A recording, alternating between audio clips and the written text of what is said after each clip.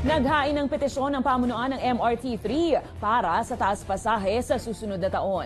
Ayon kay Officer in Charge General Manager ASEC Georgette Aquino, nasa 2 pesos sa 29 centavos ang magiging dagdag sa boarding fee. 21 centimos naman sa kada kilometro. Ibig sabihin, magiging 16 na piso hanggang 34 pesos na ang pamasahe sa MRT-3. Oras na maaprubahan ni Transport Secretary Jaime Bautista ang kahilingan ng MRT-3, nakatakda nila itong simulan sa unang quarter ng 2024. Napagdesisyonan namin na dapat kaming mag-file ulit ng petition for fare increase.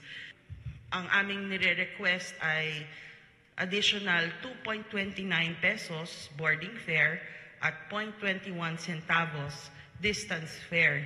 Ibig sabihin, kada kilometro, madadagdagan ng 0.21 pesos ang pamasahe.